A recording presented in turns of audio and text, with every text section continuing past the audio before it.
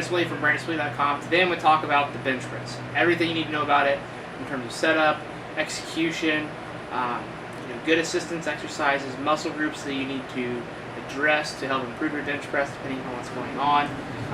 It's actually a very complicated lift when it's broken down to the very nuances. I'm going to try to keep this simple, yet hit home on the basics that are really going to help you not only bench press more, but build bigger pecs, shoulders, triceps, etc. I'm also going to link in the description box below a video that I made for 3 tips to help increase your bench press. Those are 3 subtle cues that I'll kind of briefly touch upon today, but it's a much more in-depth video. I believe that can take your bench press to the next level if some of these things seem like you're already doing, but they're not going to help contribute to your bench press. But without further ado, I'm going to just talk about some things in general, using just a basic pipe so I can show some positioning and things and what we're kind of looking for.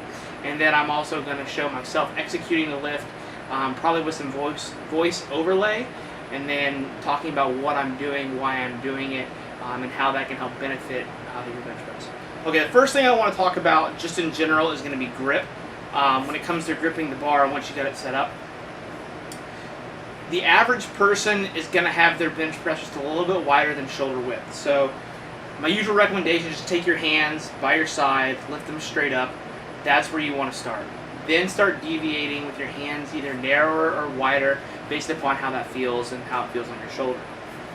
So for me with that example, we'll just take this PVC pipe here, raise it, and that would be a regular level that I would learn. I know that based upon the way my shoulders are built, my back, and my leverages, that my hand actually does better when it's wider in terms of competition. So this is about my competition grip here, and that's pretty much a good level for me. The reason I want to show that is because once I'm here in my bench press position and I come down, that's right where I want the bar to touch, is right below my nipple line. So anything really above this mark for me is too high, it becomes way too shoulder dominant. My elbows have to stay flared out for me to maintain that position. That puts me at a greater risk for pec injuries and shoulder injuries long term. In the video that I have linked in the description box below, I talk about how we're going to try to take the bar, we're going to pull it apart, and we're going to try to break it, and we're going to get our lats engaged to help us with the lift. Not only keep our shoulders healthier, but have more muscle activation and have our scapula actually stabilized in the lift. So a good setup with a PVC pipe from here to here, down, and press. So we're also looking at my elbow angle. As you see, it's a good efficient press for me because my elbow is barely at 90 degrees. What we're looking for when we're going to press off the chest is pretty much, like I said, squeezing that bar and trying to push yourself away from the barbell. Don't think about pushing the bar away from you, because once you do that motion, you try to push the bar away from you, your shoulders are actually going to continue to protract, and that's going to actually have the press be longer than it needs to be. We need to keep our shoulder blades retracted, pulled down and back towards our hip pocket. So another way to look at this with a band, so if you got a basic standard mini band, is to take that band about your a little bit narrower than your bench press grip, so when you actually put it in your bench press grip, you actually have to have some tension on that band. Get in your bench press position, and then actually pull it apart like you're going to bench press here. So my back's pulled back and down, so if my hands were at my grip, that's where I'd want to be, right there. Also, when it comes to the actual press, we need to focus on leg drive, keeping our air, and other things like that. I'm going to briefly discuss that in the voice overlay when I'm just doing like a bar or whatever for better purposes. Here I'm going to walk you through a basic setup of a bench press, at least for competition settings for myself. You'll notice that I'm setting my back, getting my hands in the correct position for my competition grip, which I briefly discussed earlier. I set my feet, I make sure I have my shoulders planted and my traps are pulled down. After I unrack the bar, I bring the bar down to the lower portion of my chest. Notice how my wrists are staying stacked on top of my elbows. I'm pushing the bar away from myself. I'm driving my legs into the floor, and the bar is coming up and then slightly back towards my face. Here I'm basically going to adjust my foot placement to where I'm going to go with a tucked foot position. This is legal in some competitions depending upon the federation you choose to compete in. However, the setup is the exact same, except that you might be able to see that my heels are not on the floor. My heels are actually towards my butt. And during this time with my heels like this, I'm actually going to try to actively push my heels towards the floor as I press up and back into the rack. So also look at my elbow position, which you'll be able to see here in the next clip a little bit better. You're pretty much going to try to act like you're going to push a vehicle down the road is a cue that I like to use with a lot of my clients. You'll notice if you go to try to push against a wall or a movable object, your elbows are actually going to be slightly tucked into your side as you begin to push. That's where you're going to have more force transfer, and it's going to be safer on your shoulder. This is just a different view showing you what it looks like from basically a front angled view, but all the key points still remain the same from the previous clip.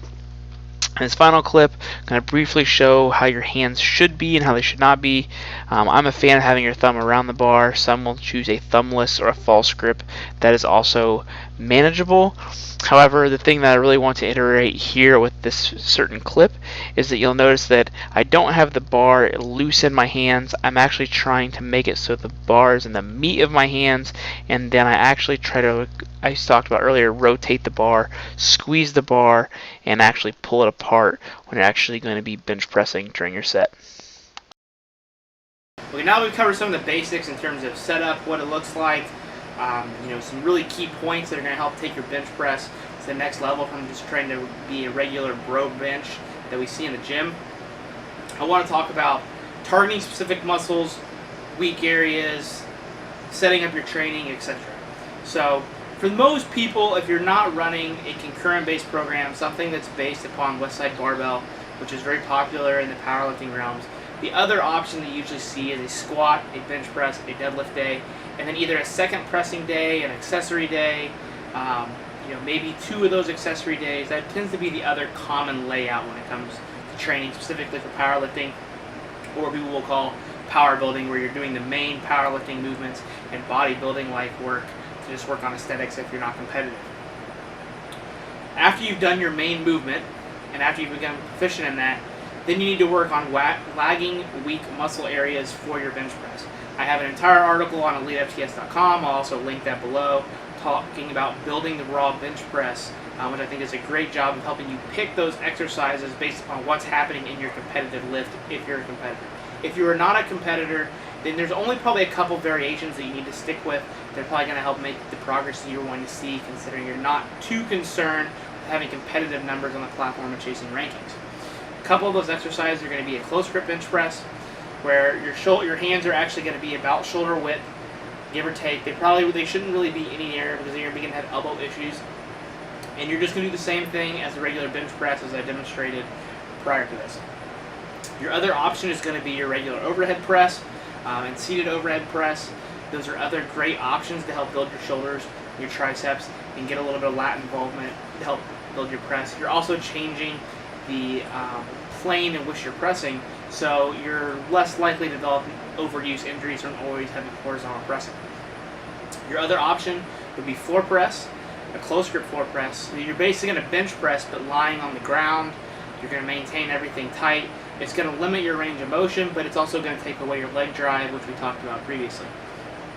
You can also bench press against bands or chains. I think that's another fantastic option. If you have that option and you know how to set them up properly, that's another key component. If you don't, you can skip that step. The other option that you have is using various angles of incline and decline, and then obviously rotating your bar variation. So using things like a football bar, a fat bar, and things of that nature. Those are going to help change the angles at which you press, the angles of your arm, how your force is transmitted, things of that nature. All of that is different stimulus that you're not used to, that your body's going to have to accommodate to and adapt to help increase your bench press. Now, once you've got those kind of made movements, then you can begin to go what we call our accessory work. From there, you're just going to do basic bodybuilding work, keeping your reps somewhere in the 8 to 15 rep range for the most part. So you're probably going to be hitting things like your shoulders, your back, your triceps, and maybe a little bit of your lower traps, and then maybe some ab work or whatever. Where you go from that is going to depend on how your program is set up. That's something that would be an entire video by itself. But for the most part, you're looking at spending anywhere from 20 to 30 minutes at the most with bodybuilding-like training, focusing on the muscle contractions and just basically getting a good pump. The only difference is you want to focus that on your weak areas based upon where your lift is weak at. So you go back and look at that article that I wrote for Elite FTS. You can find where your weak points are, and that article will dictate everything that you need to do to address your bench press for that. So that basically gives you the basic programming structure of how you would bench press, what you would do, and then how your training sessions would look. You'd probably set up a training cycle anywhere from 6 to 12 weeks long, maybe 16, and then you would try to incrementally increase your bench press and do things in different ways. 5-3-1 is a great program that basically falls under this methodology that I'm speaking of. You have your main movement, you have a supplemental movement that you hit rather hard for anywhere from 6 to 10 reps to help build muscle, to help aid your main movement, and then you have some bodybuilding work towards the end. I think it's a great template to use. You can use 5-3-1, you can use other programming options, you can get coaching. There's different ways to go about that, but I think if you stick to that template, you can't really go wrong for a long time, and it's worked really well for me in the past. It's not what I do currently, but that same methodology, that still same structure of one big heavy movement, a big supplemental movement, and some exercises that are accessory to help build some muscle in those areas I need addressed, still is within all my programs that I write and that I do for my clients, etc. So I think that generally covers everything regarding the bench press in terms of your setup, your programming, some very basic technical cues, and what we're looking for in terms of competitive lifts, legal things. You can, like I said, the other resources are going to be the video and the article linked in the description box below. I would love to go into more detail in this video, but I've already written enough information about that it's better off for you to sit down and read it. I think it's more available, and there's charts and things that you can use to aid you in the quest to help build your bench press. So if you have any questions, leave them in the comment section below. Let me know your thoughts. If you need some one-on-one help, don't be afraid to reach out, even just shooting me an email and say, hey, I'm having some trouble, can you look at this, look at that. I'd love to help you out. I'm on the Elite FTS Q&A almost every day, so you can also put your video there, and I'll eventually get to it. You can tag me in that as well. If you got any questions, leave those questions in the comment section. Otherwise, I'll see you next time.